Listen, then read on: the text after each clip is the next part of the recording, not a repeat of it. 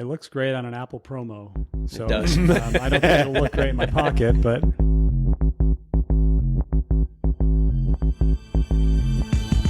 Hello, everyone, and welcome to another episode of Basic AF. I am Tom Anderson, and as always, I'm joined by my co-host and good friend, Jeff Battersby. Hello, Jeff. You're just saying good friend to make me feel better. I do what I can. You need all the love you can get, buddy. Hello, Tom. How are you? I am doing great. That's awesome. We've had a busy day today, and we are a day late, as you all know. This is $1 short. Always. I don't think, reaching in my pockets, I don't think I have anything in there. But yeah, we decided to wait until after today's WWDC event and to record this so we can have something to talk about except guesswork. And we've brought someone along with us, Tom. We did. We did. Or we have. We have. We did. We are presently, speaking in the present tense, Joe Moyer, the journaling guide. Hey, guys. Thanks for having me on. Yeah, it's good to have you. And we'll talk all things WWDC recap. So we'll talk about all the fun things. So we're happy to have you aboard. What's been going on? We haven't talked to you in a couple episodes. What's the last one, Tom? You're good at that. I don't know. We talked Apple TV. Apple TV with that's right, with Young Ben. Savage. Yep. With Benjamin Young Savage. Okay. All right. So it's And by the way, minute. real quick, Yes. I think it was the first episode we did with you, Joe, where we did the journaling discussion. Yeah. Is still our most popular episode. Oh, Just wow. crossed 300 downloads this week. Just Wow. happened to see that. So it's Just that up. That's awesome. That's great to hear. so we'll Yeah. link that in the show notes. Yeah. Yeah, People we who haven't should. checked that out yet. And it is a great episode. It's one that I give to people often when I say we're not really talking about tech on this one. You should check us out. That's the mostly part of a mostly tech podcast, and it is a great episode. It really is. Yeah, it was really fun. And I appreciate you guys having me on to talk about it. It was a great time for me too. And we'll have some more journaling discussions a bit later. Yeah, as we there should. was some news around Yes. that today. there was. Real quick, before we jump into the meat of the discussion, this is episode 63. Show notes can be found at basicafshow.com/63. Yep. And as usual, show music that Tom didn't play again because we have a guest. Psychokinetics. That just means I can't dance and ruin everybody's day. And then our show artwork is Randall Martin Design. We hope that you will check both of them out. That's it. We can be quick on that because we probably have like 3 hours worth of material that we're going to squeeze into one. We do. So today, WWDC 2025 kicked off with the keynote at 1 o'clock Eastern, 10 a.m. Pacific. The usual recorded version. We're not back to live yet. Don't know if we ever will get back to it, but it was the recorded version. Started off with Craig Federighi doing laps on top of Apple Park. Which was ridiculous. No, I don't know. I texted you, Tom, like 2 seconds after I saw the beginning of that and said that they're drinking their own Kool-Aid again. And it was spiked. Yeah, clearly. And I think they're microdosing something, whatever it is. And I think they had such a blown opportunity there when he took his helmet off and his hair was sticking up, you know. They could have... Which was hilarious. Probably should have, given the music they chose for the for it, which was an old hair metal band, Rat, Round and Round. They should have given him a mullet, but they didn't do it. You're right. That was a huge miss. Yeah, they should have done that. It would have been great, but they did not. But they did do a lot, and they announced a lot. They started off with just a little update on If you want to, Apple Intelligence. it might have been a middle finger, Tom. I'm not sure. Yeah, it could have been. It was certainly a statement. It was. So they what they did do is they summarized, provided a list of Apple Intelligence features that they did ship. None of them included the things that they promised in the last WWDC, but some writing tools, Genmoji, of course, that's the most important one, right? Image Playground related, cleanup of photos, which actually works pretty well. Visual Intelligence. Both of you have phones that use that. Have that feature. Yeah, it works actually quite well. natural language search in photos, which I've used a little bit. Create a memory movie. Mail summaries.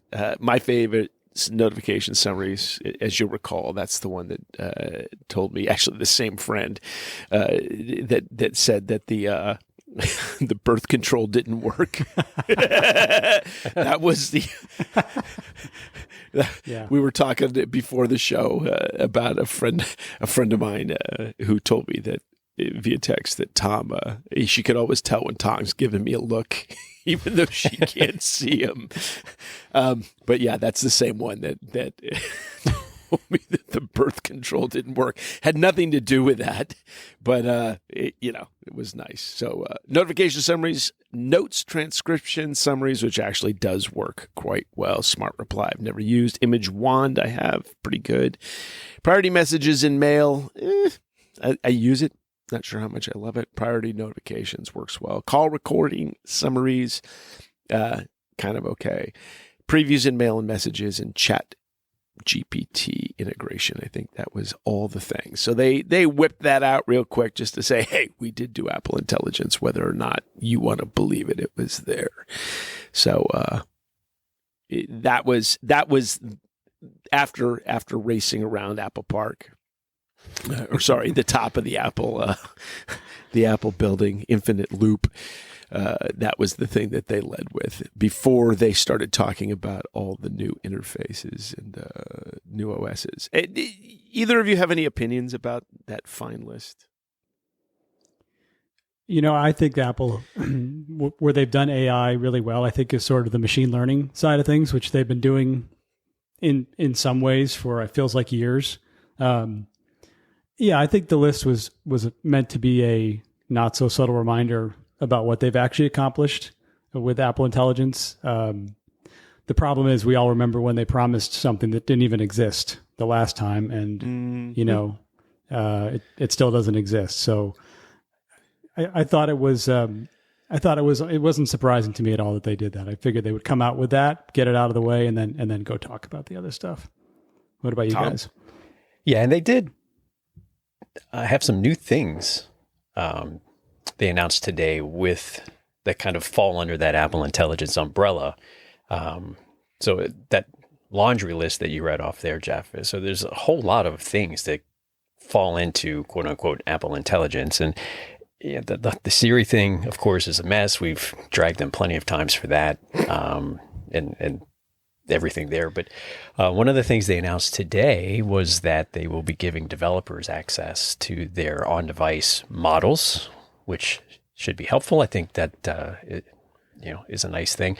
Live translation is coming in different places. They did add some additional things around Image Playground and Genmoji, which or whatever. I think those are kind of weak. But visual intelligence, you mentioned that, and it's picking up some new features that are, somewhat keeping up with what others are doing with those, being able to point your phone at something. Google announced a whole bunch of stuff at I/O a few weeks ago. So it's not quite at that level yet, but it's good that they're continuing to work on those things and that they're moving forward with that. And some of it was kind of interesting with being able to just take a screenshot. And if there was an event in the screenshot, visual intelligence would detect that and say, add to calendar. So kind of slick. To be determined how much, functional daily usage I will get out of something like that. I don't really use visual intelligence much now, but maybe some people do. Yeah, I've started to use it more and more, actually. When they added it to the phone that I have, you have a 16. Joe, do you have a 16? No, I don't actually. So no, I'm not using it. Yeah, so I have a 15. Yeah. So, and they added that feature, and I have used it a bunch of times. And Apple has for ages had data detectors. I mean, data detectors have been around since early versions of macOS.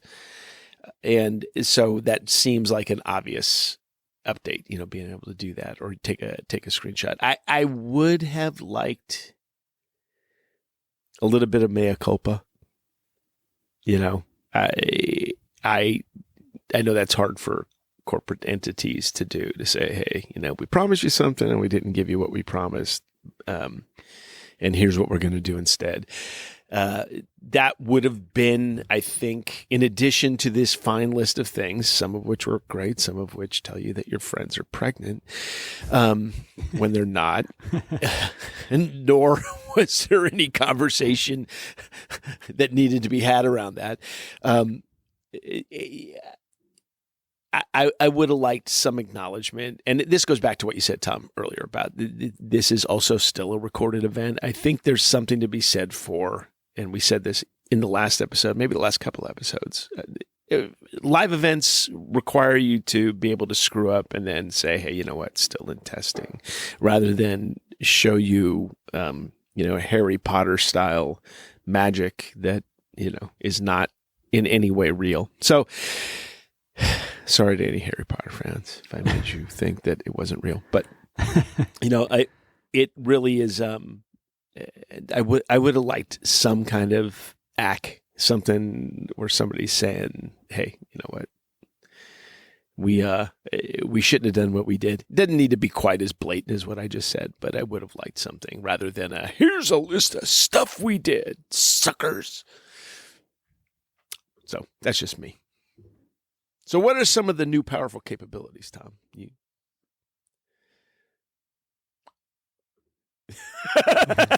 we lose Tom? No, I'm here. Oh, okay. He's here. Let's see. So, well, we touched on most of them. Here's one. Shortcuts is getting some interesting stuff, but we'll get into that in macOS when we talk about that a little bit. Absolutely. Later. I think across all the devices, one of the features that we're going to get is live translation. That's at least the promise, where in a FaceTime video, you can be speaking with somebody who speaks a completely different language and have that translated in real time while displaying what it is that is being said by the person, in their home language. So if you look at Apple's newsroom site for Apple Intelligence, one of the features of live translation is they have a text message up, and you'll see that it's got what appears to me to be Italian. After that, it actually might be Spanish. Yes, it is Spanish, actually. It translates it straight to English. So you can see what is being texted in the language, the natural language of the person that's texting you, and it translates it into English in real time, which is a pretty slick feature. Yeah, that's a really cool feature. Actually, I think that's going to be really useful, and sort of what I would expect Apple to be doing, kind of with intelligent, design and building these systems, stuff that's useful, creative, and hopefully it works. Yeah, and that's actually one of those things that could be paradigm changing. It's the ability to be able to speak to and speak to somebody in their own language and have your information, whatever they're saying to you, be able to be seen by you in real time is pretty interesting. So I do think that that's a pretty great feature. So, and there were a couple of other things that they demoed related to Apple Intelligence in that way. So, all right. So now that we've ragged on Apple for bad Apple Intelligence, Joe, there was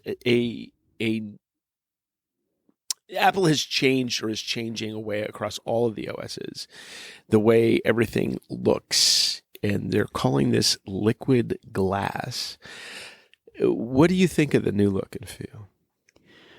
Obviously there was a lot of rumors about big changes coming, all the icons turning into circles. And as usual, the rumors were not right. I like it. I think it's sort of indicative of Apple being creative and playful again. Looking at the UX, I think from a bit of a fresh eye, which I think it needs in terms of the way some of the menus pop up. Now it sort of takes over your whole screen, and it's not going to do that anymore. The movement that they were showing off, I thought, sort of had that playful feeling that I like from Apple, that I kind of expect from them.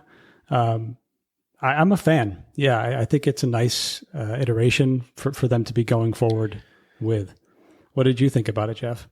I actually love it. I like the look. I like the transparency of it. It is very liquid looking. It looks, you basically like little, I would say it's a bubble. One of the things that if you watched the keynote, you could see that they were going over text with pieces of glass, actually.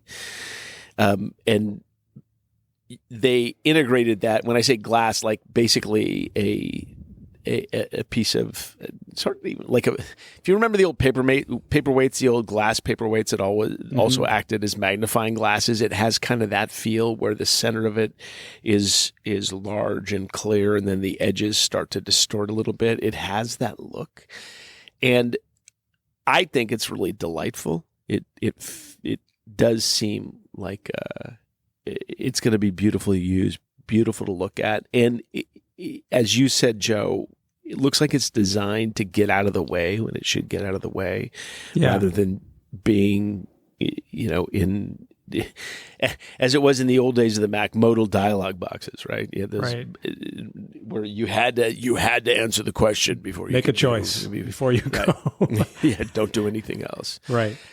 So I do like it. I don't know. Gurman was the one that came up with the round icons thing. So, a la Seinfeld, should we just start saying Gurman as opposed to Newman? It works. He's got to be wrong sometime, I guess, right? Yeah, I guess his secret telling stuff, whoever's telling him stuff on the side is... But he had a lot right to his credit. He did. Yeah. So that borrows a lot from Vision OS. So as Vision OS users are like, hey, welcome guys. We've had this for a while. Not exactly like this, but definitely elements from that operating system have come into it. And I do think it looks really good. I think, of course, this is, very tightly controlled demos and screenshots. I did start to see some people post videos on Threads this afternoon that have put the developer previews on, and looks pretty good. And they'll do some dialing in, I'm sure, on some of these things, like ShareShot. Our friends over there, Mark Palmer and over there, put a screenshot. I think it was he had pulled down Control Center. Yeah, it looked a little funky. Yeah, you saw that too. Yeah, I did. Yep. Yeah, and looked like I think he commented there needed some blur to help, and it did, because it's kind of messy right now. But I am sure they will be iterating on this. Yeah, I mean, it's over beta, the summer, it's beta and one, right, for developers. So you sort of have to be. I'm not at that stage in my life where I'm downloading developer betas, and I appreciate the people who are, because I can watch what happens.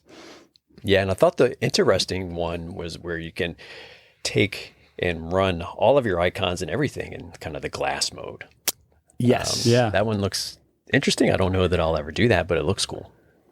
It might be a usability nightmare, but in screenshots, it looks nice. Great on an Apple promo. So it does. I don't think it'll look great in my pocket, but it looks really sharp. They talked about it refracting light, which is such an interesting concept, and sort of responding to your content. And that's to me what I want for my Apple. I want to stop talking about court cases and start talking about delightful UIs.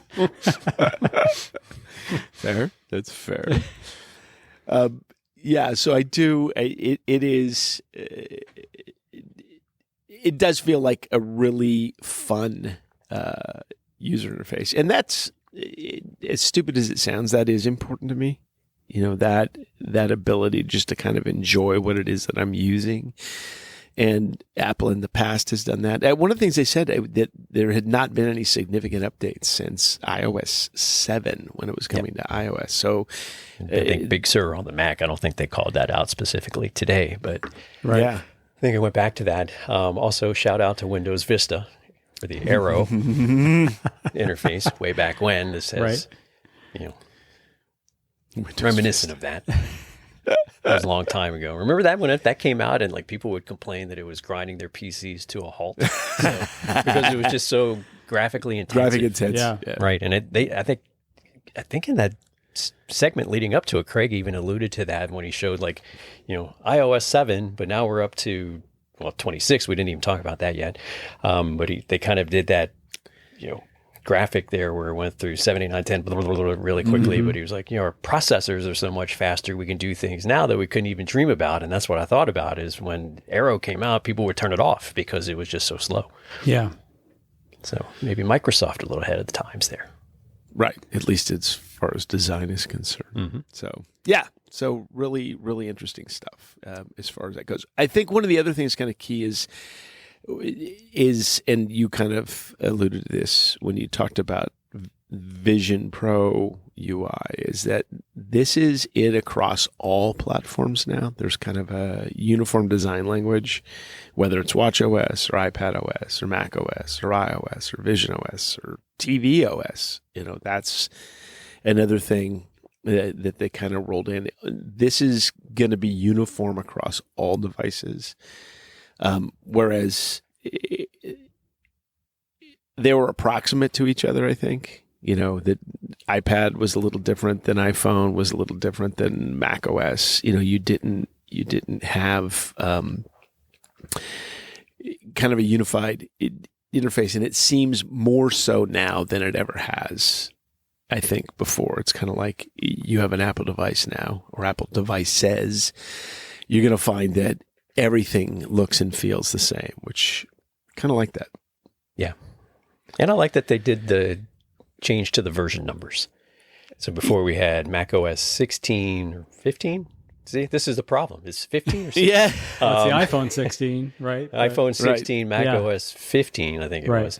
Yeah. iOS 18, iPadOS 18, watchOS something.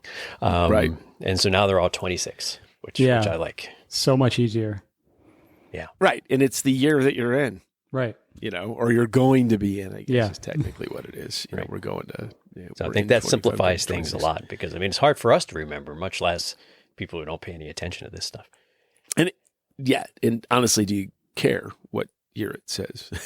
I don't really care either, or what number it is. None of those things really matter to me. So only in the sense for work, because we sometimes they'll say, oh, it's not compatible with this version or that version. And it's like, okay, well, which one is that? And I wish, I don't know what you guys think about this. I kind of wish they'd just get rid of the Mac names too and just go to number and drop we'll get into the name here in a minute. But so I do like that consistency.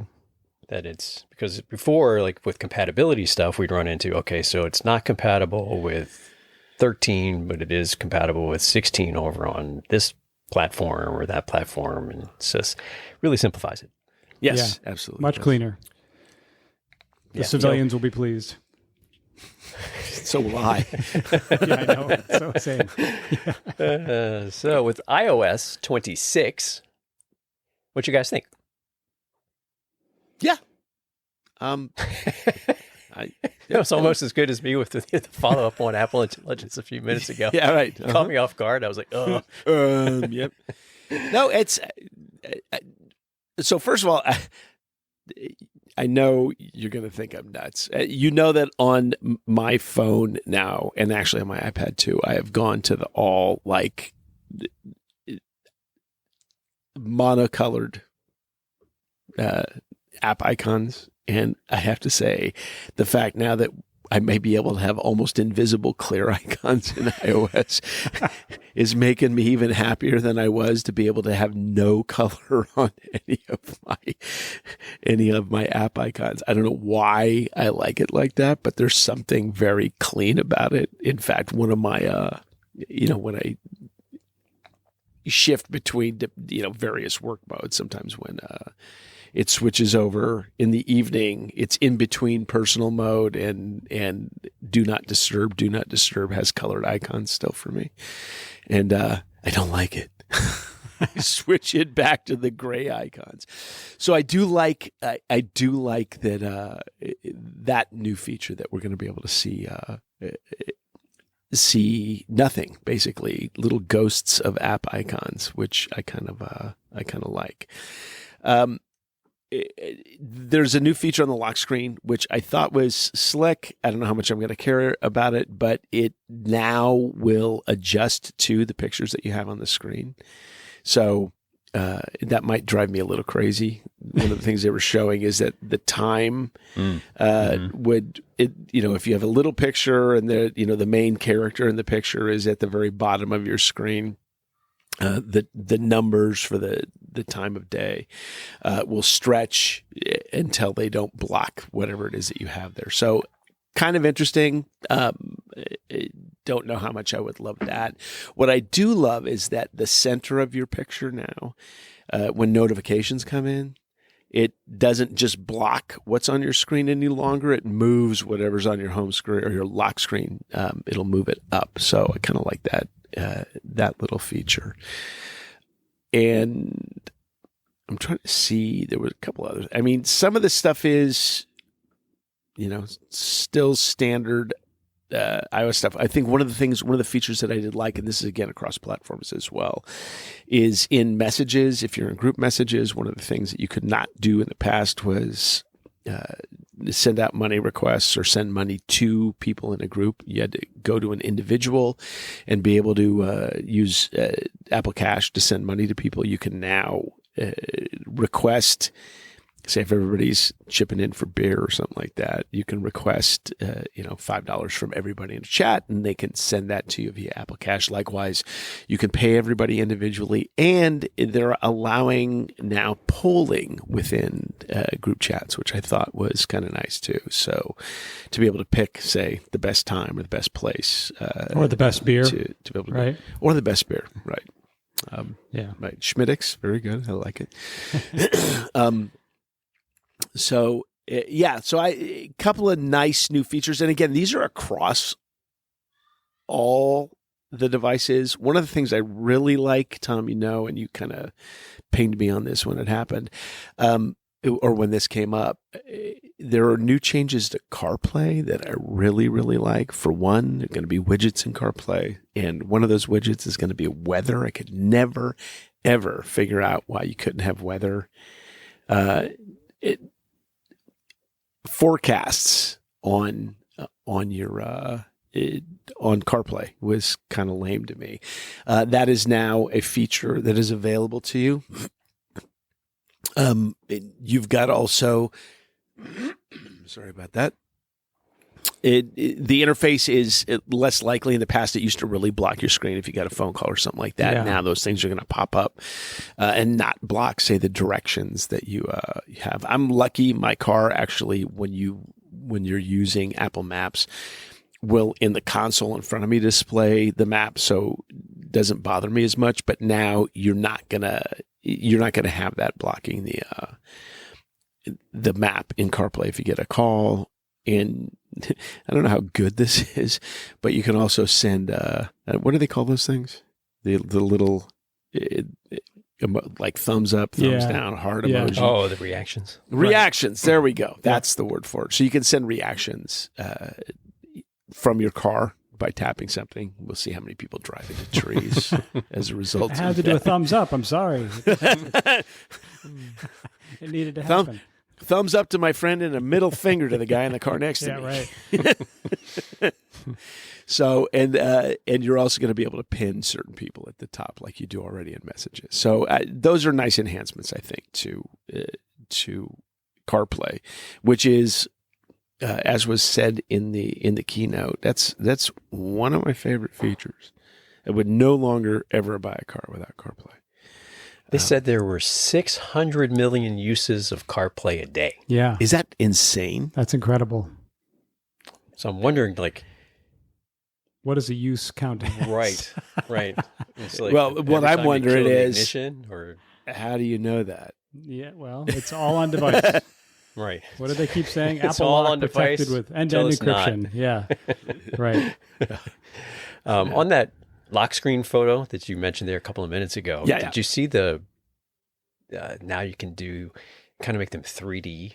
Yes. Yeah. So that is another thing that is coming over from Vision Pro, I think. Mm-hmm. It is. Because in the Photos app in Vision Pro, in one of the updates, I want to say it was in Vision OS 2, you could go into your photo library and there was just a button you would tap or click, and it would process the photo and turn a regular photo into a spatial photo. And so it's, again, that's one of the things I really like about Apple and their platforms is you can see the features start in a certain place, but then it eventually kind of creeps in to the other operating systems. But that one looks pretty cool. Again, we'll see what it looks like when it comes out, and how much after you see the novelty of it, you really care, but interesting. I think on, another thing that they announced, there's a new games app. So Yes. I guess they're splitting the games out. Wonder what the motivation is behind that, but you have that. You want to know what? That makes a lot of sense to me, because going to the App Store to get a game, have to go. We probably still have to do that, but the fact that you have a central location to get to games, as opposed to, not that I play a lot of games on my phone. I don't. I have one or two that I fool around with from time to time. But having a central location, it's kind of an enhancement of Game Center, really, is what it is. It's Game Center, but with actual access to the games that you have installed and that you might have on other devices. The competing against other people, I don't know. That's not a me thing, but I don't know. I do like the idea that it's all in one location, so I can tap that and then get to the game that I want to play, rather than having to search around and remember, And I'll just delete that day once. Get out of here. Joe, for iOS, what stood out for you today? I liked the new Now Playing feature on the home screen. I listen to a lot of music on my phone, and I thought that was kind of cool. How, I don't know if it's going to be the case for all the music, but it would sort of morph into the album artwork. Mm-hmm. Oh, that was really cool. Yeah. I kind of liked it. They actually made some changes to the phone app. Like, there's a phone. And I love the idea of putting someone who has me on hold. I don't know how functional that would be, but that was just great. Call screening sounds very interesting, and even the text screening I think would be useful, because there's just lots of spam. So the more they can do the processing to just not even have that come to us or go into the unknown senders folder, that's really useful to me. Yeah, I'm with you. Do you guys do a lot of phone calls? Yes. Old man ass. Get with it, Grandpa. I could just call and it'd be done in 2 minutes rather than these text messages back and forth. You kids. Middle finger emoji, middle finger emoji, middle finger emoji. Yeah, well, it doesn't make me wrong, does it? No, it doesn't. Yeah, I have to make more phone calls, and I'm a millennial, guys. So we're allergic to phones. I'm an elder millennial. I remember the 80s, but just barely. That's the rule. But my work iPhone, I have to make a lot of calls. And I remember the 80s, but just barely, and that's for different reasons. Yep, I'm sure. But Tom, you're right. If it takes more than 2 or 3 texts, just pick up the phone. Yeah, I still won't do that. I try to call Tom now and again. I think we've spoken on the phone twice, and they were FaceTime calls at that. Yeah, was he hiding when he answered? Yeah, usually. I didn't even know he was real until we started having a podcast. I thought he was my AI friend. Early AI, right? Yeah, something like that. WatchOS. Yeah, I don't know. Talk about that, Tom. Yeah. Yeah, so it picks up the liquid glass features. Like they made some changes with the smart stacks. So they're actually giving you little hints now. So a little icon will show up at the bottom of the display. They added a new gesture. So if you remember a year or two ago, they added that tap gesture to answer calls and do things. Now they've got a wrist flick, where if something comes in that's a notification, you can just flick your wrist and it'll dismiss it. A new Apple Intelligence, quote unquote, feature, Workout Buddy. Yeah, no. Yeah, it's not for me either. Nope. Yeah. I mean, it's probably not something I would use either. Right. And I thought... So, you're doing great, Tom. Yeah, see, lifting under 400 pounds. But I did like the announcements, like they showed the lady running, and they were like, all right, you're at mile 4 now. Your your pace is this. I thought that was okay, but like the cheerleader. You've now run a quarter mile. Too big on. But You're great. No. Also picks up live translation. Yes. Call screening is there as well. The hold assist is there as well. And a personalized workout media. So if you want to load up a couple of playlists to choose from in the workout app, and they made some changes to that to make it a little bit easier in the workout app to actually start your workout a little quicker. Which is nice. Yeah. Also notes on the watch. Yes. Yep. Yeah. Thank you. That's pretty cool. I will admit I didn't realize notes wasn't on the watch, but now it is. Yeah. So I had to look. I was like, I thought that was already there. No, it's not. No, I knew it wasn't, and I'm happy. I'm happy about that. We'll see how easy it is to use. Right. Probably a lot of voice notes, dictation, it has to be. translation, right? Yeah.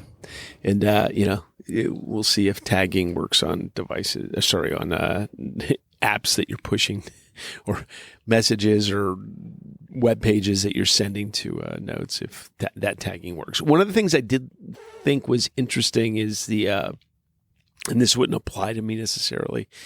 Unless I was hiking without cellular access, which could happen from time to time, but it offers now the option to automatically record a backtrack path if it can no longer recognize where you are on GPS, or via cellular, which I think is a pretty slick feature.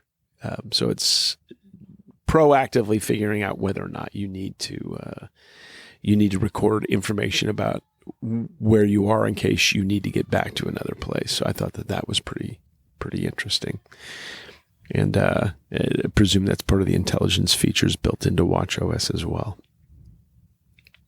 Right. Yeah, quick question. How often do you do the finger gesture with the phone or with the watch? Like they showed the wrist thing, which I don't have a watch that supports it. Yeah, me either.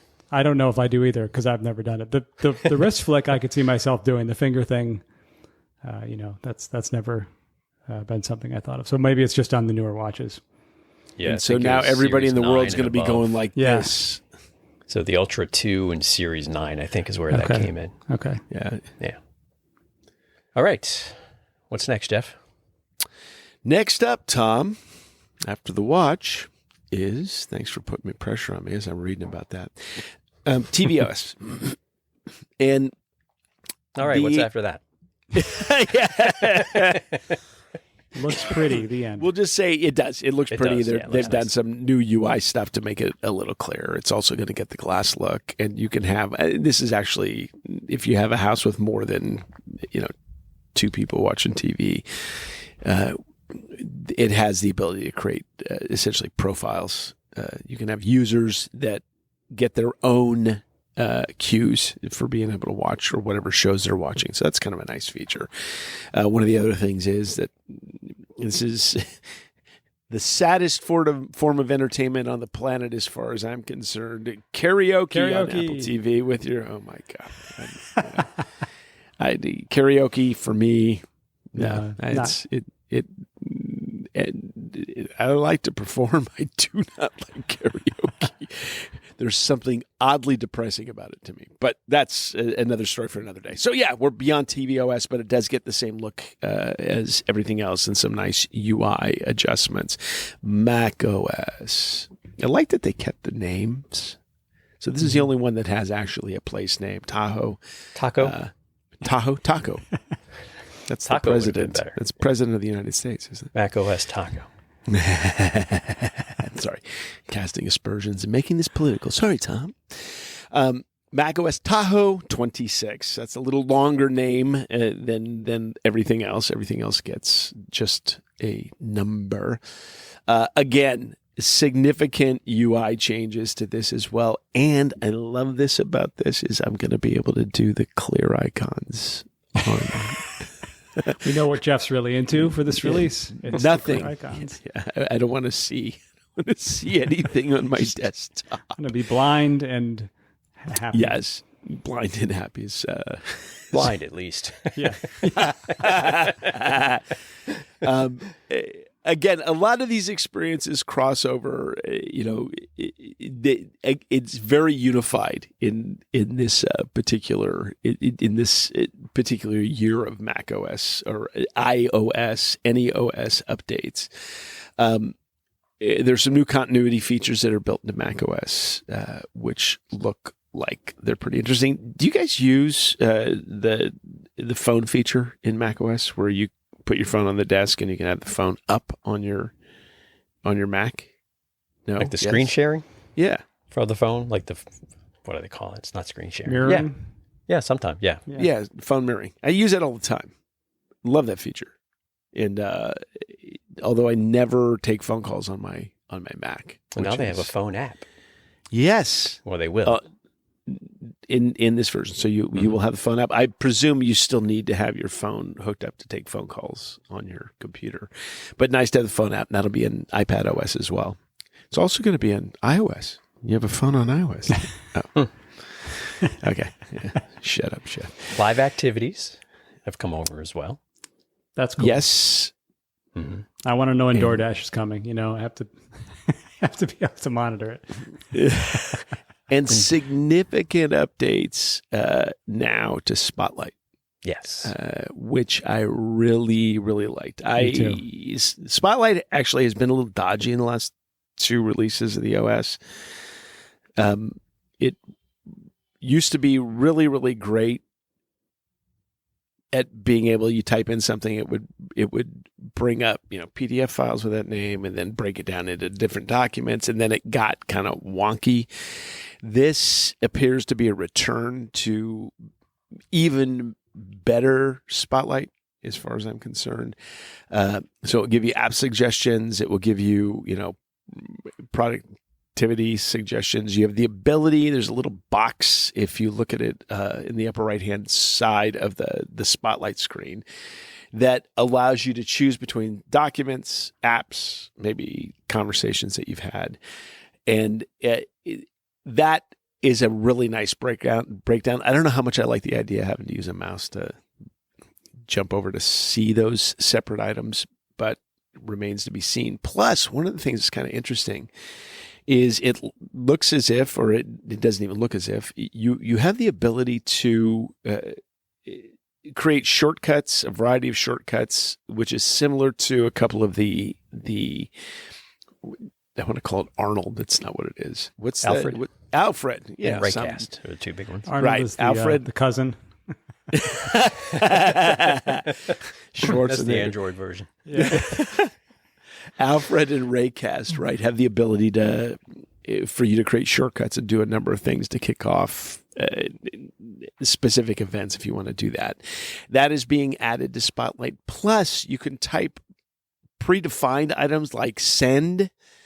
And when you do send, you can then, after that, put in some little message, and then you can put in to and the name of the person, and then you can say with and make it a title of an email that's getting sent. So you have the ability to really kick off quick emails, I presume quick messages to people without ever actually having to open either the Mail app or the Messages app. So a lot of really powerful capabilities, it appears, in Spotlight, and contextually aware. So they demoed it with the Acorn app, which, by the way, I like a lot. Acorn's one of the 2 photo editing pieces of software that I use on a regular basis. And if you have, in this case, Acorn up, and you have a photo up in Acorn, and you say, change this to black and white, you can do that within Spotlight and have it do that in the application that you're running. So it gives you a keyboard-centric way and a natural language way of being able to make changes to documents and other things that are going on, which is, for my money, a nice feature. I've always loved Spotlight. I've loved the ability to be able to find things, open things, search for things using Spotlight, both on and off my Mac. So some nice new features as far as that's concerned. Yeah, I think Spotlight is the most exciting for me. the quick keys, which we were just talking about, the system and app actions. I use Spotlight all the time. I use it on my iPad. I access most apps on my phone by the app library. It's just the way my brain works. Apparently that's how I like to navigate. And being on a PC all day at work kills me because I try to hit Spotlight and just get disappointed. So I think that's a big update that I think power users will appreciate. And I also think, my mother-in-law, who just got her first MacBook Air, I'm going to be able to teach her some stuff there that will be really useful. And Joe, I'm going to allow you to announce this one. This is something that we have often wondered why it was not anywhere but on the iPhone. And I know it's near and dear to you. So what app are they bringing over to Mac and also iPad? Yeah, they took their time with this. I'm sure they had to make it just perfect. And I missed this in the notification in the event. But they're bringing Journal to, spoiler, to all the platforms. So it's going to be, first I realized it was on iPad, and now it's going to be also on macOS Tahoe. So for those of you who have been emailing me or chatting with me on Threads saying, when it comes to when Journal gets off my phone and I can actually do it on my computer, my iPad, well, here you go, gang. Here's your chance to give it a try. And in fact, you can go over to my website. Just launched the 10-day journaling challenge, so you can give it a try with that. You can sign up and use this app of choice on all of your devices. Which, I'm a day one user, and I'm thrilled that they've done this because it just offers more opportunities for people. Right. What's the URL to that site? It is 24letters.net, which is my main website. You can find the link right there. Yeah, go do that. I went through that. That is excellent. So highly recommend that. Thanks, Tom. Yep. So Journal, and with Apple Pencil support on iPadOS, which we're going to talk about here in a couple of minutes too. But so that I saw a bunch of posts, people excited about that.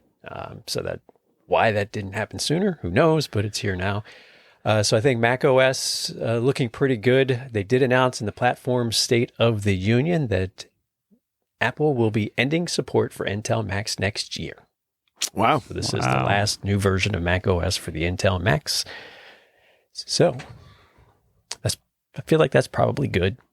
Not for Intel Mac users, but I think they'll be able to clean up code, drop all that old stuff, and march forward. Mm-hmm. Yeah, it's probably time.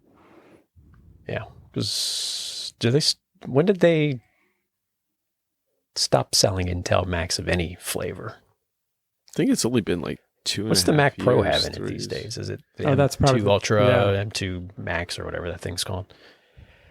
So I think the Mac Pro was the last Intel up until a couple of years ago. But yeah, let me look and see. So in the meantime, Tom, while I'm looking that up, Go why ahead. don't you talk to us about Vision OS? All right, so Vision OS went all the way from 2 to 26. That's a big jump. It's a humongous jump. Yeah. And so they have brought over some new features for it. Something that I was happy to see was that a complaint that I've had, and a lot of people have had, is you would go through all of this trouble in Vision OS to get your Windows set up the way that you wanted, and then say you put the headset down for a couple of days and the battery runs out, it turns itself off, or if you have to reboot it, and then all of your window placements would be lost. You'd have to set them up again. That's going to stay as a persistent thing now, which is nice. Widgets are coming to Vision OS. I'll be honest, I like when they showed the ones they were putting on the wall, like in the house. Like they put that panoramic photo on the wall, and as you walked around, the photo kind of moved as if you were actually looking through a window. So I thought that was pretty cool. Shared experiences. I joked with my wife on that. I was like, hey, we could drop another $3,500 and we can watch movies together. And she was like, no, I don't think so. So that was there. A Jupyter environment. Something I thought was cool is they have added some additional support for field of view content, wide field of view content. So like Insta360 GoPros and stuff like that for footage that you capture. you can now watch natively in Vision Pro, should be fun for people doing that. Something kind of surprising, they had the Logitech pencil called the Logitech Muse, and they showed it briefly where they were working on like an object and they were drawing on it with this Logitech pencil. Surprised they don't have Apple Pencil to do some of that. Maybe that's coming up in the next version of the Apple Pencil, but they showed that. And the personas, if they turn out as well as they actually showed, and we learned our lesson for that last year with the Siri stuff, so let's not get too excited just yet. But it was remarkably improved. Like when they showed, like when they were leading into it, they showed the woman on the persona talking, and then they showed the new one, and I was like, wow. Yeah. Like that, it was huge improvement. So if those turn out to be as nice as they actually looked at, I think that's a big step forward.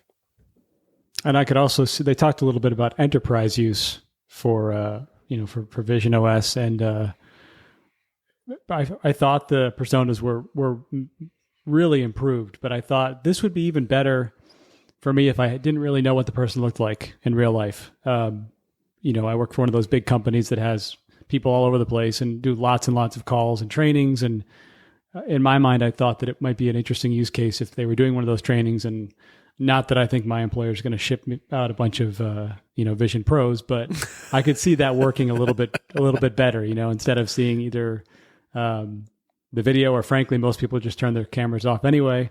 Mm-hmm. Thought that might be kind of an interesting avenue, but they were impressive. Still a little uncanny valley going on, but they were much better. I mean, it's amazing what they can do. Mm-hmm. And they were making that push. They mentioned enterprise quite a bit. They've got team device sharing now, which I think is a good thing for those environments where you've got a handful of Vision Pros, but they get rotated by different team members that are doing things. And one last thing, unlock iPhone with Vision Pro. That's something people have asked for quite a while. So that'll be nice because before that wouldn't do it. And if you were looking at your phone through the headset, you'd have to punch the passcode in because obviously Face ID couldn't see you. Right. So it looks like a nice update. I like that they continue to work on it, and it's all laying groundwork for the glasses eventually, I think. Yeah. When those things come out. And you'll be able to play pickleball on your Vision Pro, Tom. I saw that. Yeah. You into it? No. You might be. No.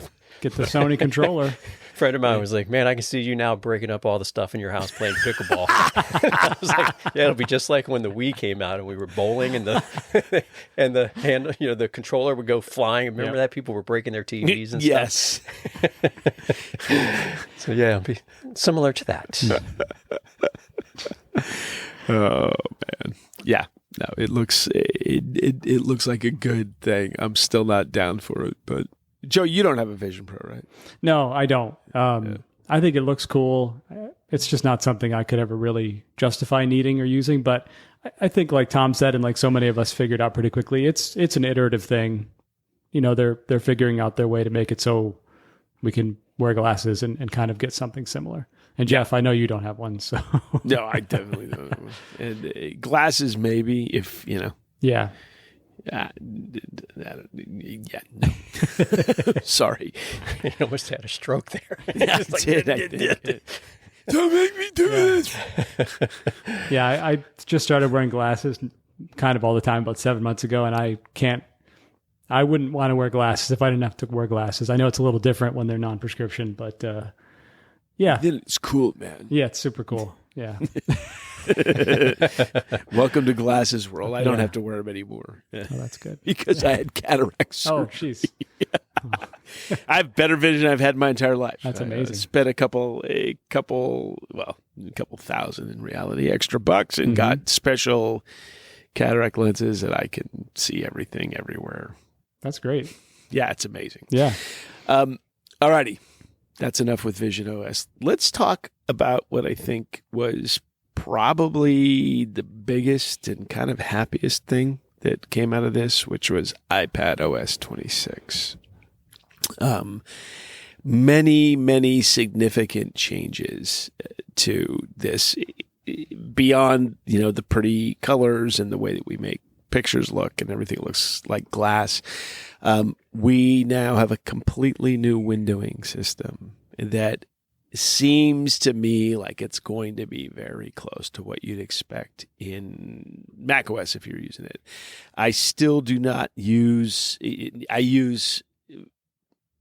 rarely do I use any separate windows in iPadOS because it's a pain in the neck, even though it's gotten better in recent versions. When I'm doing some theater stuff, I will do things side by side on occasion so I can see two things at once. But this is really separate windows that can be moved anywhere. Didn't look to me like, currently in iPadOS, if you drag it towards the edge of the screen, it locks into the edge of the screen. It looks like now you can put windows anywhere, including hanging them halfway off the screen if you wanted to, which seems to say to me, and we probably should have had Riley on. Somebody has screaming kids. Hi, Joe. All good, man. We've all been there. Yep. I would assume that you can drag this over to a main display then too. I know Riley works with iPad plugged into a separate display, so you'd have the ability to drag that over to that separate display, it seems like, and place windows where you want to, a dock that behaves like the dock. In macOS, where you can drag now folders down to that dock and have items in that folder, those folders that you can open. We have, in particular, applications, and we talked about this 2 weeks ago with Riley when we're kind of looking to see what was going on, a menu bar. So you can have a file menu and have the ability to control an application in that way if need be in iPadOS. The ability to link particular documents to document types to specific applications, rather than it having to be a Pages document or having to be a something else. You've got the ability to link that. And one of the things that I'm absolutely going to love is we're getting preview in iPad. In the iPadOS. That's for me huge. As I've said many times, that's a tool that I use for hand editing documents or things that I'm working on.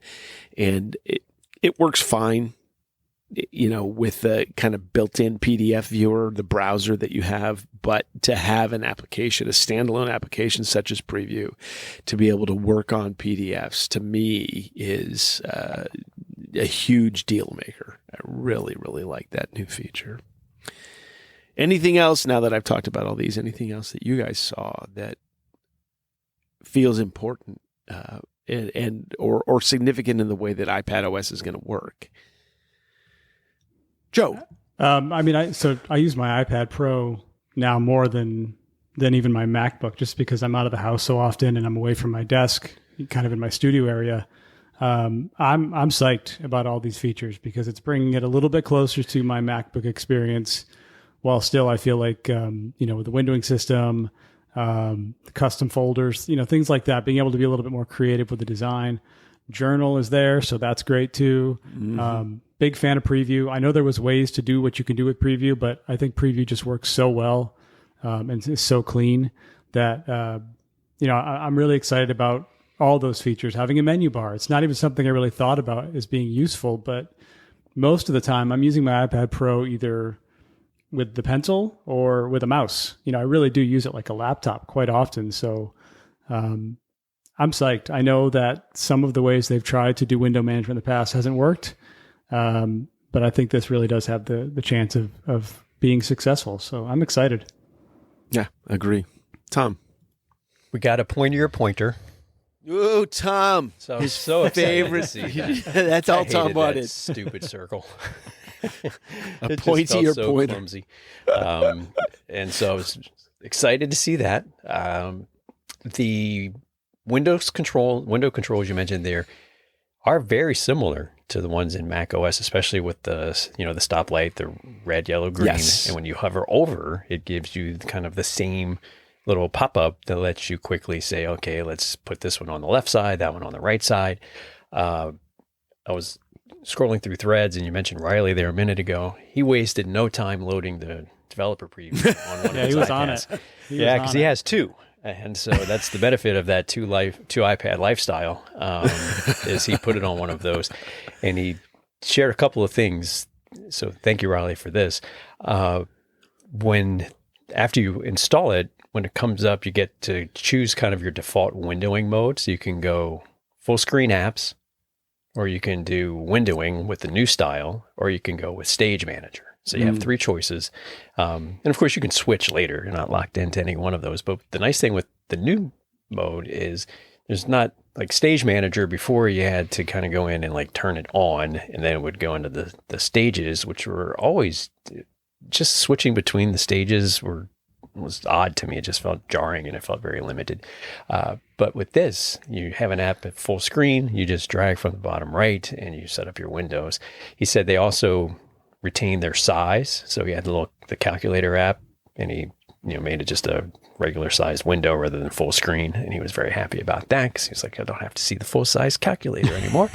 What was a little bit odd, and I think maybe they'll work on this some more, is when you have the windows or an app in a window, not full screen, the window controls show up on the upper left portion of the window.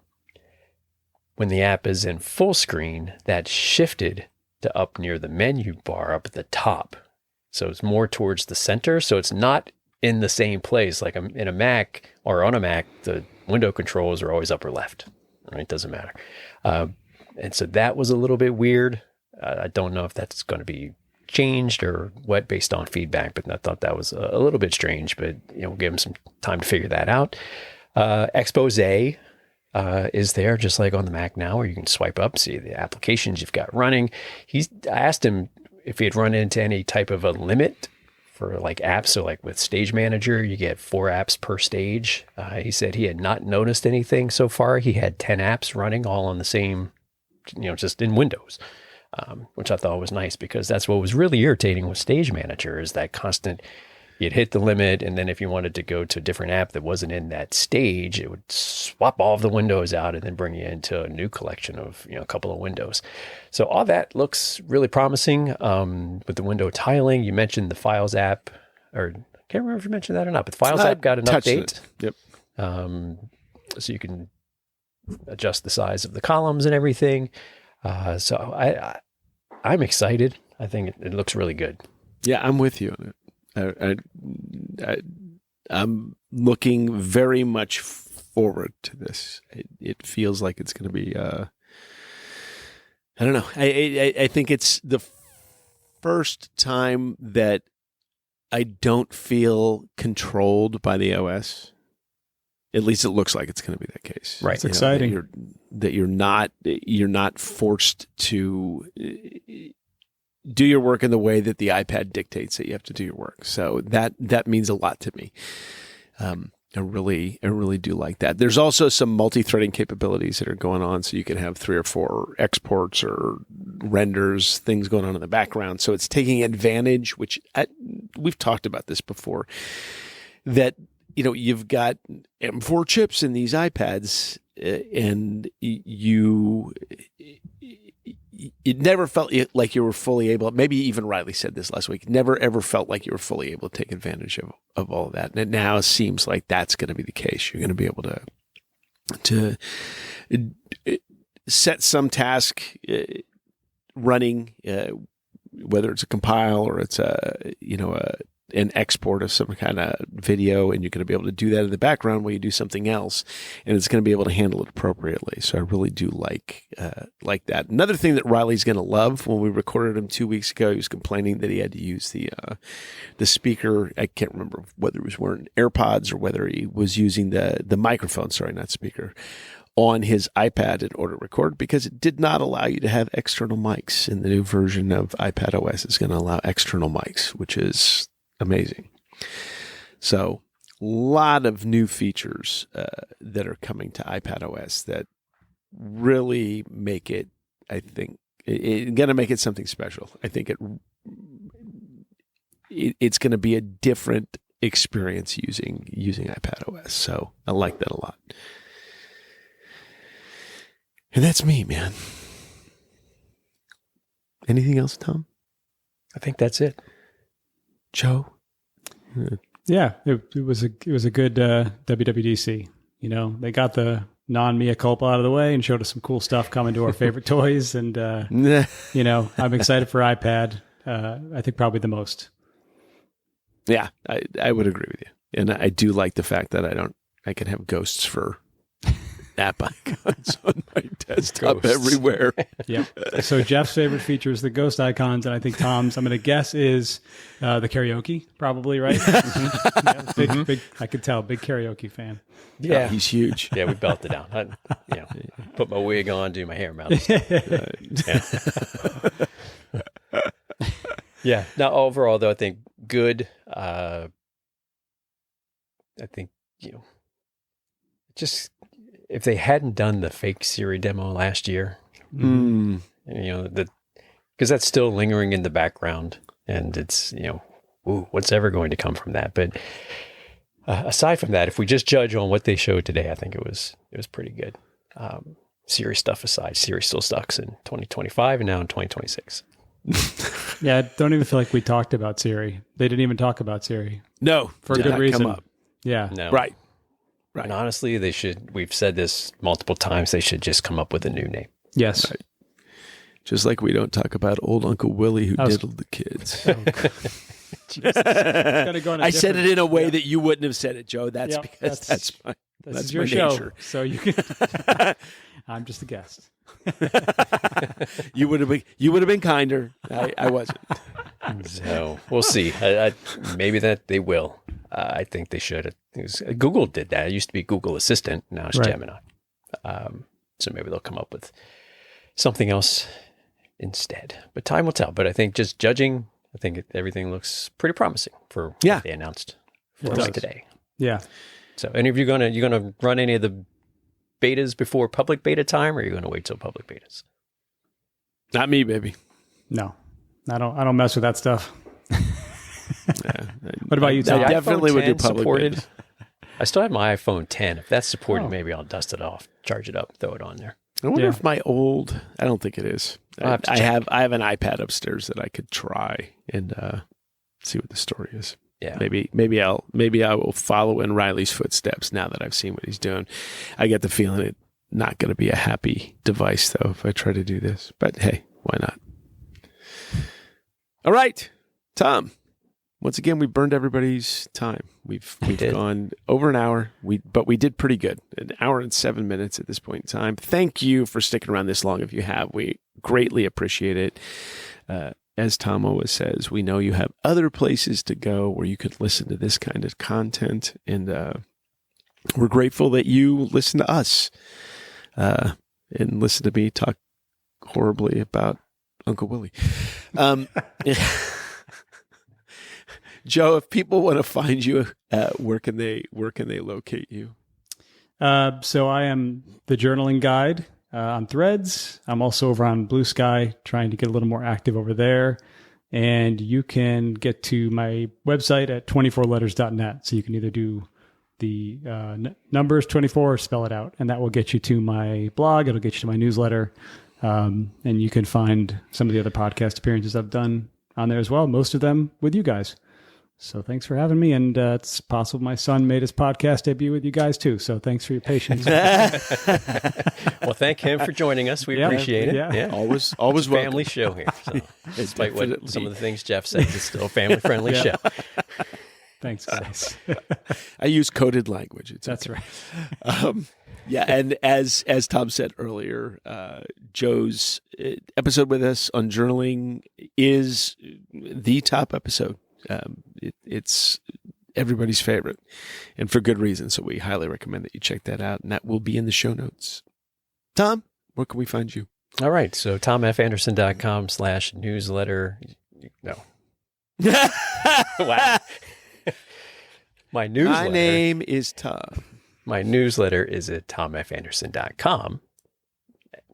And I'm also just Tom Anderson on Threads, not to be confused with MySpace Tom, which still sometimes happens to this day. I wish I had some money, but I don't. We will have a lot more coverage on these things over the summer and into the fall as we get into the public betas. We'll probably start to put some on our systems. Joe, always love having you here. Open invite. Anytime you want to come back, please just let us know. Thank you, guys. I really enjoy being on with you. Thanks so much. Great to have you. Really is. All right, so we will call it a wrap for this one. Thanks, everybody, for being here, and we will talk to you again in a couple of weeks. Until then, do enjoy the rest of your day or the rest of your night. See ya.